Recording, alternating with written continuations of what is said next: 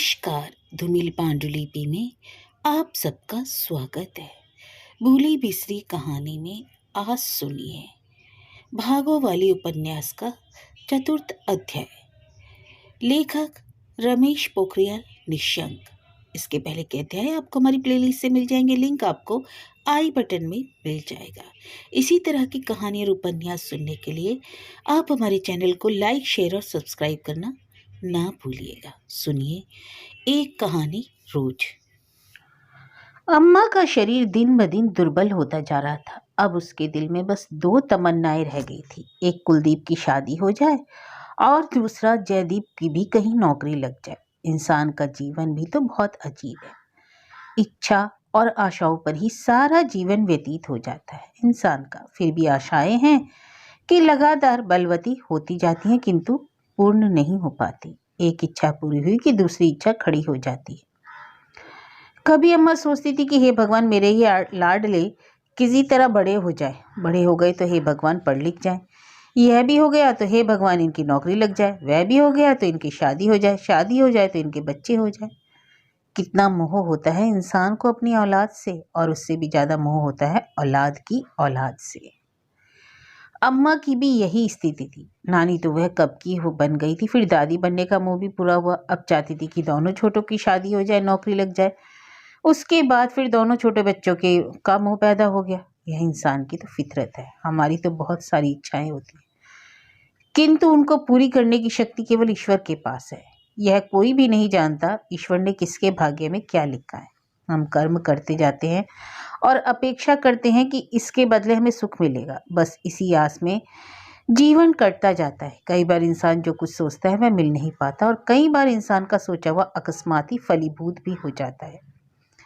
भागो वाली अम्मा के भाग्य में एक और खुशी दे दी ईश्वर ने, छोटे बेटे जयदीप की नौकरी लगने के रूप में। जयदीप की शुरू से ही फौज की नौकरी बहुत पसंद थी। इसके कई कारण भी थे उसके पास। पढ़ाई के पश्चात वह सेना में ही भर्ती होना चाहता था। इसके लिए वह अवसर की तलाश में था। वह पता करता रहता कि फौज की भर्ती कब कब और कहाँ कहाँ हो रही है। कुछ दिन पहले ही वह भारत तिब्बत सीमा पुलिस की भर्ती की लाइन में लगा था। उसका कॉल लेटर भी आ गया। लंबाई, चौड़ाई और ऊंचाई के हिसाब से वह एकदम फिट था। पहली बार में ही फिजिकल टेस्ट में निकल गया। फिर आई मेडिकल की बारी आई तो उसमें बहुत आसानी से क्लियर हो गया। खुशी की सीमा नहीं रही अम्मा की। एक एक करके सभी अरमान पूरे जो होते जा रहे थे। जब जब उसको कोई खुशी नसीब होती तो उसे शास्त्री जी के ना होने का गम बहुत अधिक साल था। जितनी खुशी मिलती उतना ही शास्त्री जी के ना होने का गम भी होता। पर ईश्वर के आगे सारी मानवीय सत्ता मौन होती है। केवल ईश्वर की सत्ता की सत्यता है। यह सोचकर अपना अम्मा दुख कम करने की कोशिश करती। छोटा अपनी ड्यूटी पर चला गया। उसे 6 महीने की ट्रेनिंग करनी थी। कुलदीप की शादी के लिए अब मात्र 1 महीना और बच गया था। इधर अब समस्या यह हो गई कि जयदीप इस शादी में शामिल नहीं हो पाएगा क्योंकि ट्रेनिंग के दौरान छुट्टियां नहीं मिलती। अम्मा को भी इस बात का पता था। फिर क्या करे? शादी क्या फिलहाल पीछे कर दे? अम्मा ने बहुत सोचा, पर दिल ने यही कहा, शादी पीछे करना ठीक नहीं। कई बातें हैं, इस दौरान क्या पता मुझे ही कुछ हो जाए या लड़की वालों का मन बदल जाए, सो शादी होगी अगले महीने ही। ऐसी अम्मा ने मन में ठान लिया। लेकिन शादी होगी कैसे? शादी के नाम पर तो अभी कुछ भी तैयारी नहीं हुई। ना राशन पानी भरा है, ना बहू के लिए कपड़े गहने बनाए हैं। फिर कैसे होगा सब कुछ इतनी जल्दी? जैसे जैसे नजदीक दिन आ रहे थे अम्मा का दिल घबराने लगा था। कई बार दूसरे बेटे दिनेश को भी इस बाबत पूछा तो वह मौन साध लिया। माँ, बड़े भाई को भी तो पूछ लो, वह क्या कहता है, बस यही कहकर बात टाल देता। समय कम रह गया था। सो थक हार कर अम्मा ने चिट्ठी लिखवाकर बड़े को तुरंत घर आने को कह दिया। अम्मा को आज महसूस हुआ जीवन भर उन्होंने अपने सुख दुख के लिए कोई पूंजी जमा नहीं की। पैसों के नाम पर कुछ भी नहीं था अम्मा के पास। अपनी पूरी उम्र में उसने शास्त्री जी से अलग एक भी पैसा जमा नहीं कराया था। ना ही शास्त्री जी ने अपने बाद कुछ छोड़ा था उसके लिए। कई बार वह शास्त्री जी के इस बाबत कहती थी कि अपने सुख दुख के लिए थोड़ा बहुत तो कुछ रख लो। उसे याद आए वह दिन जब शास्त्री जी ने अपनी सेवानिवृत्ति के पास सारा पैसा घर बनाने में लगा दिया। उसने तब कहा भी था शास्त्री जी से कि घर छोटा सा बनाओ, भगवान सुख रखेगा तो कल बच्चे आप इसे बढ़ा लेंगे। लेकिन शास्त्री जी उसकी बात कब मानते थे। 4 बेटों और 4 बहुओं के हिसाब से 4 कमरे, किचन, लैट्रिन, बाथरूम, कुल मिलाकर काफी घर बड़ा बन गया था, जिसमें सारी रकम खर्च हो गई। अपने लिए भी कुछ बचा कर रखा है आपने? एक दिन अम्मा ने पूछ लिया था। अपने लिए? आश्चर्य से पूछा था शास्त्री जी ने। किस लिए? अरे अपने सुख दुख के लिए कुछ तो जमा पूंजी चाहिए, खिलखिलाए थे शास्त्री जी। अरे जरूरत क्या है, चार चार बेटे हैं अपने, हमारी तो पूंजी ही यही है। कितना विश्वास था उन्हें अपने बेटों पर। विश्वास हो भी क्यों ना, आखिर अपने जीवन का एक एक क्षण, एक एक पैसा, सब कुछ बच्चों को पढ़ाने लिखाने में ही तो खर्च किया था। पैसों का लालच कभी भी नहीं रहा उन्हें। वह भगवान से हमेशा यही प्रार्थना करते थे कि हे ईश्वर, तू मुझे धन दौलत भले ही मत देना, पर ऐसा दुख कभी ना देना जिसके लिए पैसों की जरूरत आन पड़े। सचमुच हुआ भी यही। उनके जीवन में ऐसा मौका कभी नहीं आया। यहाँ तक कि उनकी मृत्यु भी इस ढंग से हुई कि उपचार तक में एक पैसा परिवार को खर्च नहीं करना पड़ा। शास्त्री जी की मृत्यु के पश्चात कुछ भी नहीं था अम्मा के हाथ में। पूंजी के नाम पर शास्त्री जी की बात ही सदैव उसे याद आती। चार चार बेटे हैं अपने, वे ही तो हमारी पूंजी हैं। जाने क्यों आज अम्मा को बार बार लग रहा था, उदार मन वाले शास्त्री जी के चार चार बेटे होते हुए एक एक पैसों को मोहताज आखिर क्यों है। अम्मा सोच रही थी, आखिर हम दोनों ने अपने बेटों के लिए जीवन भर तंगी झेली तो भला क्यों शास्त्री जी के जीवित रहते क्या यूं ही एक एक पैसे को तरसती। प्रश्नों के इस ज्वार में अम्मा उलझती जा रही थी और उसे अपना भागो वाली नाम जाने क्यों काट रहा था। पहली बार अम्मा को उस दिन खराब लगा था जिस दिन जयदीप को फीस देने के लिए बहू ने ताना भी मार दिया था। तभी एहसास हुआ था अम्मा को कि शास्त्री जी झूठ बोलते थे कि औलाद पूंजी होती है। और आज फिर इसी बात का एहसास दोबारा हो रहा है। अम्मा को शास्त्री जी की वर्षों के कड़े परिश्रम, मेहनत और खर्च करने के पश्चात तैयार की गई यह पूंजी आज अपने काम नहीं आ रही। अपने पास तो कुछ नगद भी नहीं था अम्मा के। हाँ, कुछ गहने थे जरूर। उसमें से भी आधे गहने तो दोनों बहुओं के लिए शादी के समय तुड़वाने पड़े थे अम्मा को, बस आधे रह गए थे। आज अम्मा को महसूस हो रहा था कि उन्हें अपने लिए कुछ न कुछ बचा कर रखना चाहिए था। छोटी छोटी रकम भी यदि बचाई होती तो इस बुरे वक्त में काम आती, लेकिन पैसा बचता कहाँ है। इतना बड़ा परिवार और सभी बच्चे पढ़ने वाले, मकान पर ही इतना खर्चा हो गया, कुछ भी जमा पूंजी पास नहीं रही। कहीं दोनों भाई हाथ खड़ा कर दें, सोचने लगी अम्मा। मेरे ये सारे गहने बेचकर भी तो शादी का खर्चा पूरा नहीं होगा। फिर क्या होगा? इस तरह तो बेइज्जती हो जाएगी हमारी सारे समाज में। क्या सोचेंगे लोग हमारे बारे में? चार चार कमाऊ लड़के हैं और शादी इतनी चुपचाप। अंदर जैसा भी होगा, लेकिन बाहर दिखावा तो करना ही पड़ेगा थोड़ा बहुत। अपनी नहीं, स्वर्गवासी शास्त्री जी की लाज बचाने के लिए कम से कम 2 टाइम मुंह तो झूठा करवाना ही पड़ेगा मोहल्ले वालों और नाते रिश्तेदार अपने परायों का। सोचते सोचते अम्मा विहल उठी। रातों की नींद और दिन का चैन खो गया अम्मा का। अब वह बेसब्री से सुरेश और कुलदीप के आने की प्रतीक्षा करने लगी ताकि तीनों भाइयों को एक साथ बिठाकर कुछ हल निकाल सके। अम्मा को फिर भी पूरा विश्वास था कि दोनों बड़े भाई किसी भी तरह इस कार्य को निपटा देंगे। समाज की शर्म और लाज भी तो कोई चीज होती है। जिम्मेदारी न समझे, लेकिन लोक लाज की वजह से तो उन्हें आगे खड़ा होना पड़ेगा। दिन ज्यों ज्यों गुजरते जाते जा रहे थे, अम्मा की चिंता और परेशानी निरंतर बढ़ती जा रही थी। अभी तक किसी भी भाई के ऊपर जिम्मेदारी नहीं दी गई थी। शादी में कौन कितना खर्चा देगा यह तय नहीं किया गया था। चार चार भाई अलग अलग काम करेंगे तो कुल मिलाकर 4 दिन में ही सारा काम निपटा देंगे। शादी के लिए केवल 15 दिन शेष रह गए।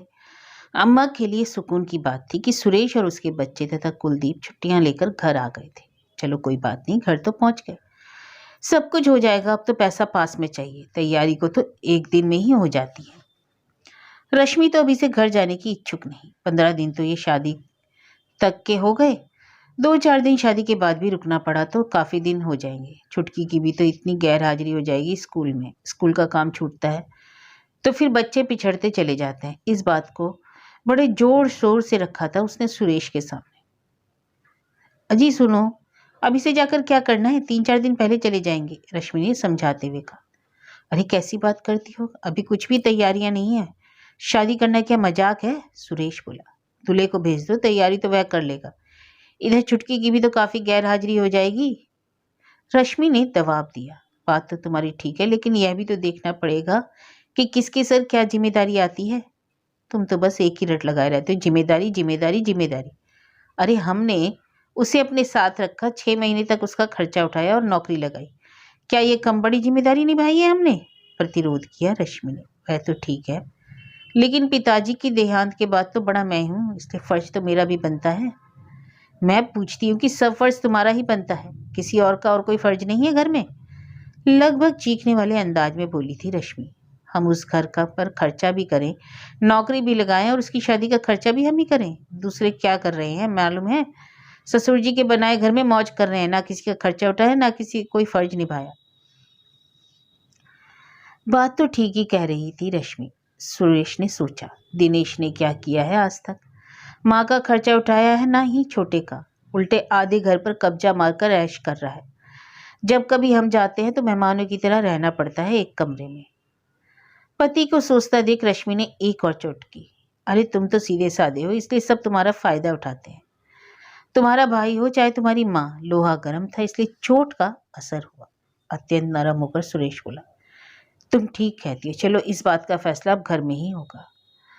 पति को लाइन पर आया देख घर जाने को राजी हो गई थी रश्मि भी। जाना उसको भी जरूरी पड़ेगा, चाहे कुछ भी हो जाए। कहीं ऐसा ना हो कि घर जाकर ये गोबर गणेश फिर अपनी मीठी मीठी बातों में ना आ जाए। इसलिए वह 15 दिन पहले ही जाने को तैयार हो गई। क्या पता शादी के से पहले ही मौका मिल जाए बातचीत का। वे दूसरे दिन अंतरराष्ट्रीय बस अड्डे पर पहुंच गए, जहाँ कुलदीप भी आ गया। वे घर पहुंच गए। शाम को तीनों भाई माँ के पास बैठ गए। पत्नियां प्रत्यक्ष तो सामने नहीं आई, किंतु अपने अपने कमरों में कान खड़े करके चर्चा को सुनने के लिए बेसब्र थीं। बात शुरू की अम्मा ने। 2 हफ्ते भी पूरे नहीं रह गए, अब बताओ क्या क्या होना है। दोनों बड़े भाई एक दूसरे का मुंह ताकने लगे। कुलदीप ने रुपयों की पोटली माँ के हाथ में रखते हुए अपनी छुट्टी की। माँ, मैं तो बस साल भर में यही 60,000 रुपये बचा पाया हूँ, अब तुम ये रख लो। तू बता सुरेश, तेरे जिम्मे क्या रहेगा? अम्मा सुरेश से मुखातिब थी। माँ, मैं साल भर तक कुलदीप का खर्चा उठाता रहा, इसकी नौकरी लगवाई, अपने भी तो बच्चे पढ़ने वाले हैं, बचत कहाँ होती है। कुछ हद तक तो बात सही थी सुरेश की, सो अम्मा उसे कुछ ना बोलकर दिनेश से बोली, तू बता बेटा, तू क्या जिम्मेदारी लेगा? मैं क्या जिम्मेदारी लूंगा? छोटी सी तो अपनी नौकरी है, अपने खर्चे अलग है, घर की देखरेख मरम्मत में हर महीने कुछ ना कुछ तो खर्च होता रहता है। अम्मा स्तब्ध। कितनी बेशर्मी से मुकर गए दोनों। ये है शास्त्री जी की पूंजी? आंसू छलक आए उनके, दिल का दर्द होठों पर आ गया।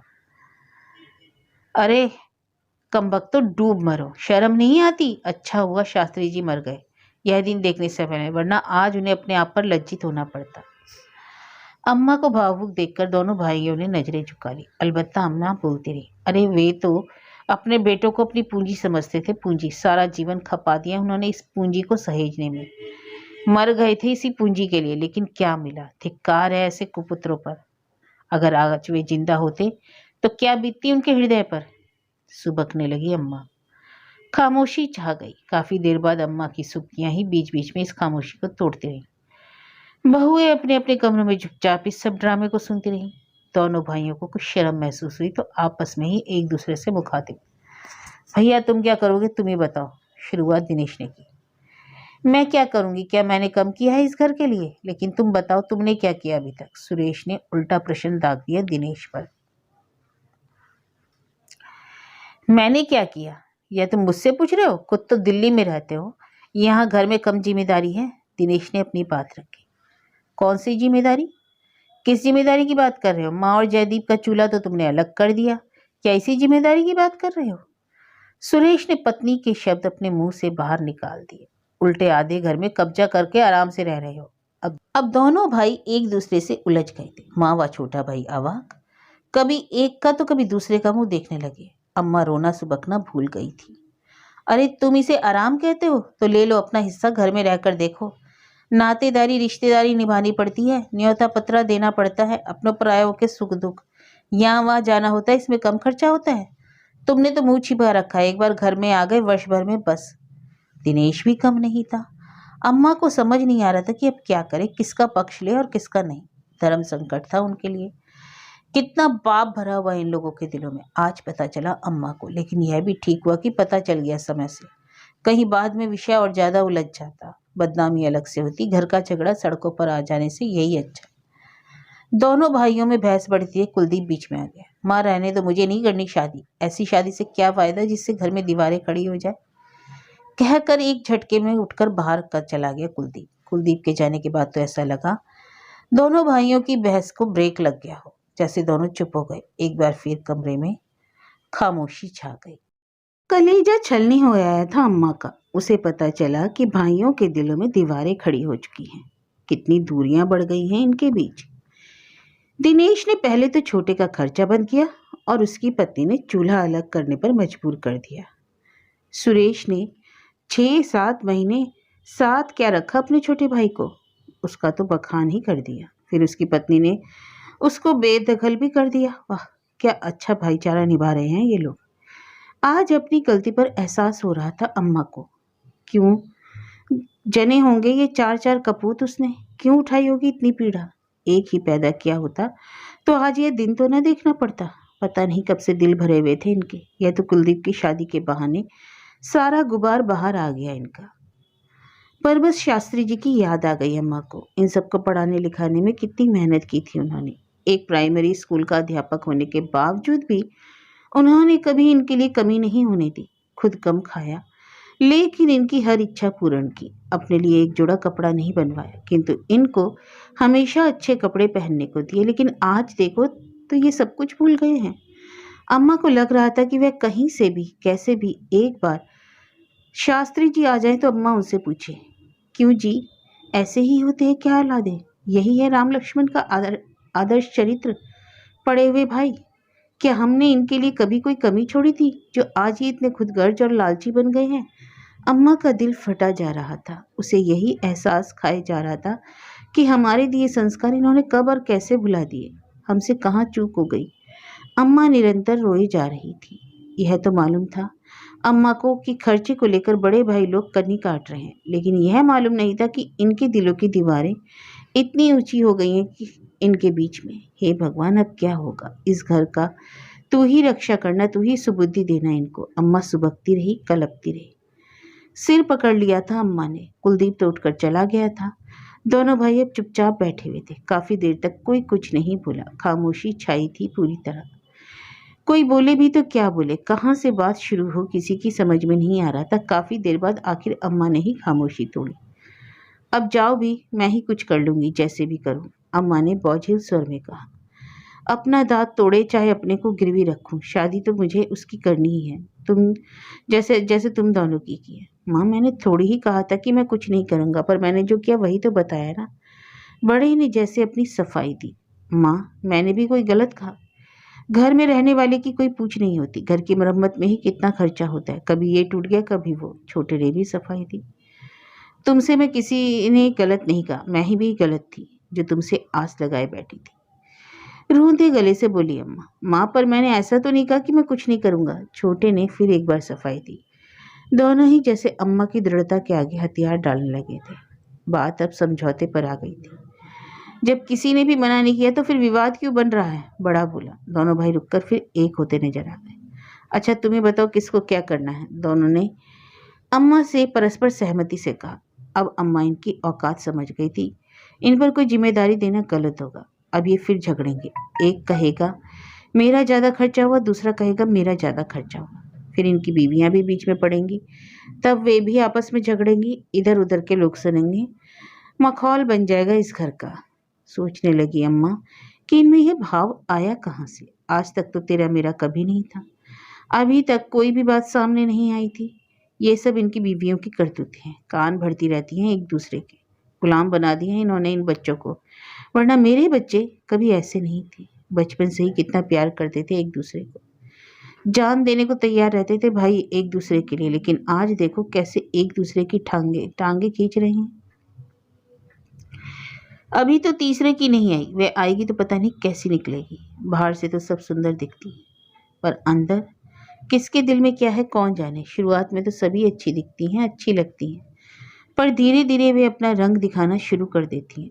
रोज रोज कुछ ना कुछ शिकायत और कुछ ना कुछ शिकवा इनकी आदत ही बन गई है। चलो छोड़ो, यह मुंह सामने का कार्य है, निपट जाए बस। फिर तो जो होगा होता रहे। रही सबसे छोटे की बात, तो अभी वह भी नौकरी पर लग गया। जैसे तैसे उसकी भी शादी हो ही जाएगी।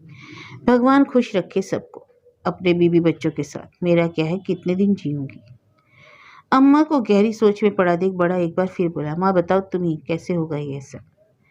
गहरी सोच में पड़ गई अम्मा। क्या कहे, इनसे कि ऐसा रास्ता निकल जाए कि दोनों बराबर खर्चा हो, ताकि फिर विवाद ना बने। सब कुछ सोचने के बाद बीच का रास्ता निकाल लिया अम्मा ने। निश्चय कर लिया था कि वे अपने सारे गहने बेचकर अधिकतम खर्च उठा लेंगी शादी का। इन्हीं में से बहू के लिए भी कुछ गहने बनवाएंगी, बाकी खर्च कर लेंगी। क्या करना है इनका सब।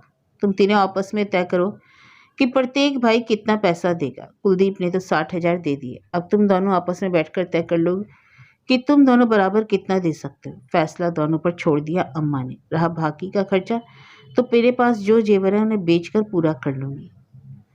प्रस्ताव दोनों को ही पसंद आ गया। सारी जिम्मेदारी अम्मा ने अपने ऊपर ले ली थी। उन्हें तो बस बराबर मिलाकर पैसे अम्मा के पास देने थे। चलो झंझट खत्म। 60,000 दूल्हे ने दे ही दिए। 60-70,000 के जेवर भी होंगे अम्मा को। बाकी और जो होंगे हम आपस में बराबर कर लें। ठीक है अम्मा, हमें मंजूर है, कहकर दोनों खुशी खुशी उठकर चले गए। अम्मा ने भी संतोष की सांस ली। चलो इज्जत तो बची।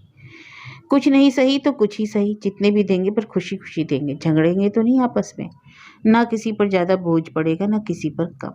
मामला सुलझ गया। दोनों की पत्नियां भी चुपचाप रहीं। एक बार तो यह नौबत आ गई थी कि पत्नियों को ही बीच में पड़ना पड़ता। परिस्थिति टल गई। दोनों के अपने अपने तर्क थे, लेकिन एक दूसरे के तर्क मानने को कोई तैयार नहीं था। हर कोई अपनी जिम्मेदारी को बड़ा गिना रहा था।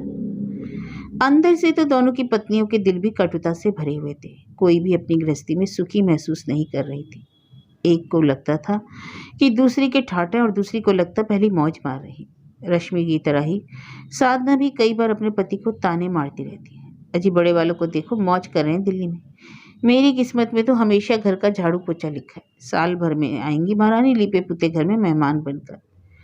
पर दिनेश कुछ ना कहता। उसे मालूम था कि घर से बाहर और खासकर दिल्ली में रहने वाले मध्यम आय परिवारों की क्या दुर्दशा होती है, किस तरह से अपना गुजारा करते हैं वे। सीमित जगह में सीमित पारिवारिक जरूरतों के साथ गुजारा करना पड़ता है। मकान का किराया, दूध का बिल, बिजली के और पानी का बिल, हर चीज़ का भुगतान करना पड़ता है। यहाँ तक कि हवा तक मुफ्त नहीं मिलती।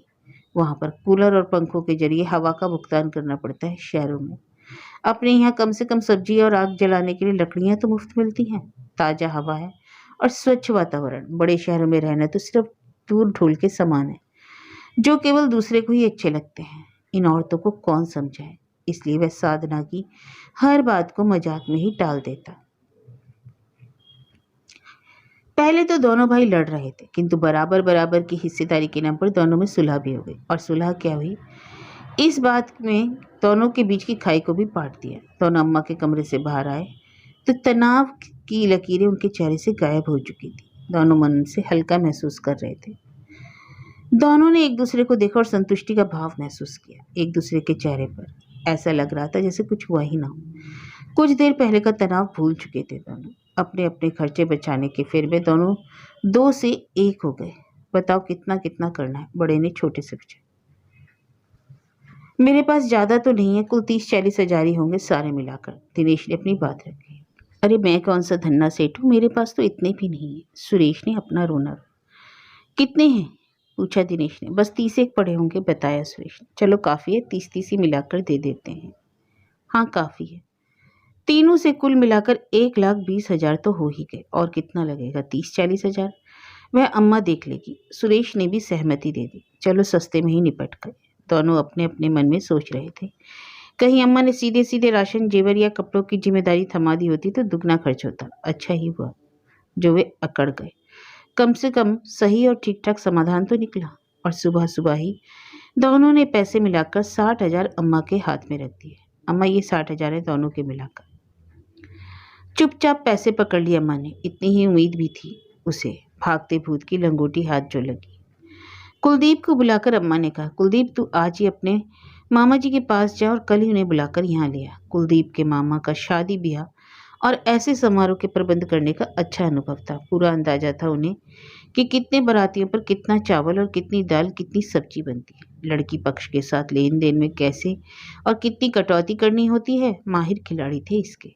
सिर्फ अपने ही परिवार के नहीं, वरन अन्य लोग भी उन्हें अपने कार्यों में राय मशवरे के और देख रेख के लिए बुलाते थे। अम्मा आश्वस्त थी कि भाई सब कुछ अच्छे से निभा देगा। दूसरे ही दिन कुलदीप मामा को लेकर वापस आ भी गया। अम्मा ने रूंधे गले से सारी कहानी अपने भैया को सुनाई। सुनकर भैया ने भी ढांढस बंधाया, कोई बात नहीं बहन, बड़े कामों में मतभेद होते रहते हैं, भगवान की कृपा से सब इसी में पूरा हो जाएगा। फिर एक एक कर मामा ने जरूरी वस्तुओं की लिस्ट तैयार की। एक एक चीज छोटी से लेकर बड़ी तक कुलदीप को सामने बिठाकर नोट कराई। 3-4 दिनों में ही मामा जी ने दाल चावल और अन्य राशन सहित जरूरी चीजें कुलदीप को साथ ले जाकर खरीद दी। बैंड बाजे कैमरा आदि सब बुक कर लिए। कपड़े गहने इत्यादि लेने के लिए मामा जी दोनों बड़ों को भी अपने साथ बाजार ले गए। सारी खरीदारी पूरी कर ली। कार्ड तो पहले ही बट गए थे, अब सिर्फ सब्जी लेनी बाकी थी जो उसी दिन ताजा लेनी थी। मामा जी के आने से दोनों बड़े भाइयों ने भी राहत की सांस ली। उनकी दौड़ भाग जो बच गई, साथ ही उन्हें अभी ऐसे कार्यों का कुछ अनुभव भी नहीं था। अम्मा अब बिल्कुल तनाव मुक्त थी। तीसरी बहू घर में आने की खुशी ने उसकी जीर्ण हो चुकी नसों में नया संचार कर दिया था और दिनों की अपेक्षा अम्मा आजकल अधिक स्वस्थ और फुर्तीली नजर आ रही थी। होती भी खुशी ऐसी चीज जो है जो व्यक्ति में नया जीवन संचार कर देती है। दुख तो केवल इतना कि सबसे छोटा बेटा इस अवसर पर उनके साथ नहीं था, वह ट्रेनिंग पर था। आखिर शादी में बढ़कर उसके भविष्य का सवाल था। शादी में शरीक नहीं होगा तो क्या हुआ, 3-4 महीने बाद आकर भाभी से मिल लेगा। आखिर शादी का दिन भी आ गया। घर में दूर दराज से रिश्तेदार और मेहमान पहुंचना शुरू हो गए। धूमधाम से बारात लड़की वालों के घर गई और दुल्हन को विदा कर लिया। नई नवेली दुल्हन को अपने घर में लाकर अम्मा की खुशी का ठिकाना न था। अब वह संतुष्ट थी। कुलदीप भी प्रसन्न था। 3-4 दिन घर में खूब रौनक रही। धीरे धीरे रिश्तेदारों और मेहमानों ने अपनी राह पकड़ी। मामा ने तीनों भाइयों और अम्मा के साथ बैठकर पूरा हिसाब किताब समझाया और बचा हुआ हिसाब सबके सामने रख दिया। उम्मीद से कम ही खर्च हुआ था शादी पर। सब कुछ पूरा हो गया था उसी में, बल्कि अम्मा के जेवर भी बिकने से बच गए। हाँ, जितने जेवर तोड़कर नई बहू के लिए जेवर तैयार किए गए, उसके अतिरिक्त और जेवरों को बेचने की नौबत नहीं आई। यह सब कुछ मामा जी के प्रबंध और अनुभव का ही कमाल था। 100 रुपए की चीज कम करते करते 90 रुपए तक लाकर ही हर चीज खरीदी थी मामा जी ने। दोनों बड़ी बहुएं भी खुश थी कि बाकी के जेवर नहीं बिके। उनको अम्मा के उन बचे हुए जेवरों में अपना अपना 1/4 हिस्सा जो दिखलाई दे रहा था। कितना और जिएगी बुढ़िया, मुश्किल से 2-3 साल। जेवर बचे रहे तो उनके ही हिस्से आएंगे। जो कुछ हुआ सब अच्छा ही हुआ। मामा के विदा होने के पश्चात अगले दिन सुरेश और उसके बच्चे भी दिल्ली चले गए। अब घर में 2 बेटे और 2 बहुएं तथा एक नातिन रह गया। किंतु सूनापन नहीं महसूस हुआ अम्मा को। सूनापन जरूर महसूस होता 1-2 दिन, किंतु नई बहू की आने की खुशी ने इसे पाट दिया था। कुलदीप की 3-4 दिन की छुट्टियां और रह गई थी। अम्मा चाहती थी कुलदीप भी अपनी बहू को इसी समय साथ ले जाए। उसी के अकेलेपन और खाने पीने की सुविधा के लिए तो इतनी उतावली थी शादी की, लेकिन कुलदीप ने मना कर दिया। फिलहाल बहाना तो उसने कमरा ढूंढने का किया था, किंतु मन तो यह था कि भले ही कुछ महीने सही, पर उसकी पत्नी माधुरी कुछ दिनों तो सेवा करे अम्मा की। उसकी इस भावना के पीछे कारण यह था कि अब तक कुछ नहीं कर पाया था माँ के लिए। माँ ही करती थी सब कुछ अब तक उनके लिए। अपने जीवन में हमेशा खपती रही उनके लिए। खासकर पिता की मृत्यु के बाद तो अम्मा ने बहुत ही कष्ट झेले हैं, बहुत बुरे दिन भी देखने पड़े। माधुरी की सेवा के द्वारा यदि वह माँ को कुछ भी खुशी दे पाया तो अपना धन्य भाग समझेगा। यह बात उसने माधुरी को भी भली भांति समझा दी थी। माधुरी भी इसके लिए तन मन से राजी थी।